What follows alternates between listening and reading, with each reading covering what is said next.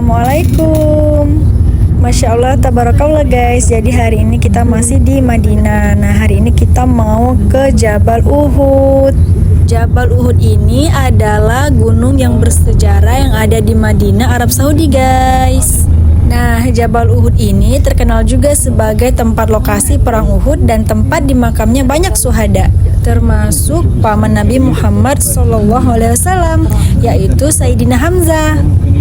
Guys, gunung ini sangat dicintai oleh Rasulullah SAW karena menjadi saksi perjuangan dan pengorbanan para sahabat, serta memiliki keistimewaan sebagai gunung yang kelak akan ada di surga. Masya Allah, tabarakallah. Nah, inilah yang menjadikan tempat ini destinasi penting bagi peziarah haji atau umroh karena untuk mengenang perjuangan Islam. By the way guys, kita kesini naik taksi dari Masjid Nabawi. Nah, dari Masjid Nabawi itu ke Jabal Uhud sekitar 10-20 menit. Rasul sallallahu alaihi wasallam, Jabal Uhud yuhibbuna wa nuhibbu, yani I love you too. Jabal Uhud Muslim. Berapa ya? 7 km. Enggak bayarnya? Kamu? Hah? I love you kalamu. جبل أحد جبل أحد. فلوس ما في مشكلة، فلوس هذا فلوس بسيط. 26 ada. Masya Allah, tabarakallah. Sekarang lagi di Jabal Uhud.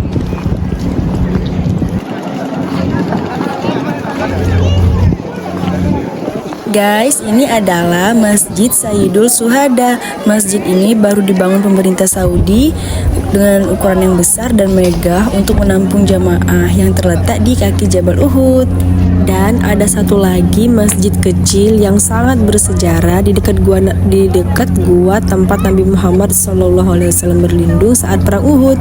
Nah guys, jadi di tempat namanya itu Masjid Al-Fas. Nah, di Masjid Al-Fas ini Nabi Muhammad SAW pernah sholat setelah perang. Jadi guys, di Jabal Uhud itu ada dua masjid utama yang sering dikunjungi peziarah. Yang pertama Masjid Sayyidul Syuhada dan yang kedua Masjid Al-Fas. Kenapa dinamakan Uhud? Karena ia menyendiri terpisah dari gunung-gunung di sekitarnya. Ia adalah gugusan gunung-gunung yang memanjang dari timur ke barat. Nah, panjang gugusan gunung-gunung tersebut mencapai 7 km. Jabal Uhud ini terdiri dari batu-batuan seperti granit dan marmer merah, membentuk formasi seperti sekelompok bukit yang menyatu.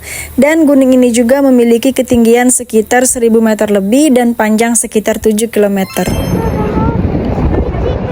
Masya Allah, tabarakallah. Kita lagi di mana, Dek? Di Jabal Uhud. Adik demam. Iya, Masya Allah. Adik demam, guys.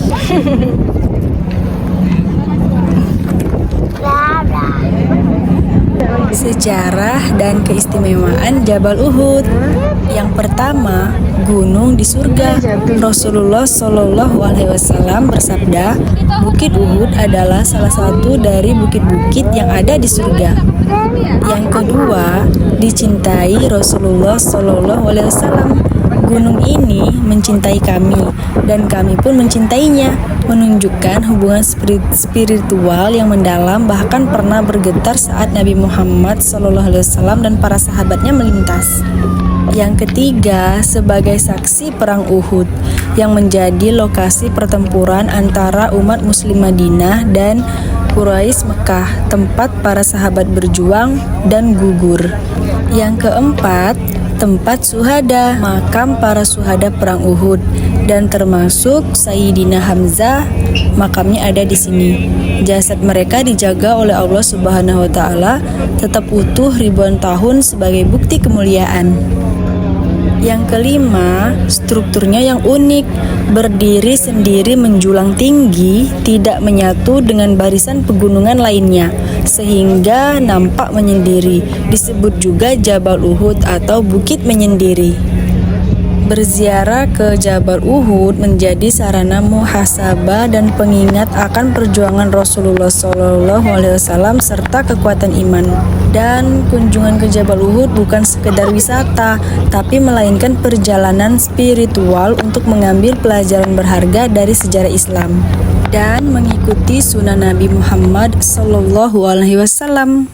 Perang Uhud merupakan peristiwa penting bagi umat manusia karena orang-orang kafir Quraisy di Mekah menyerbu kota Madinah sebagai tempat berkumpulnya Nabi Muhammad SAW dan para sahabatnya.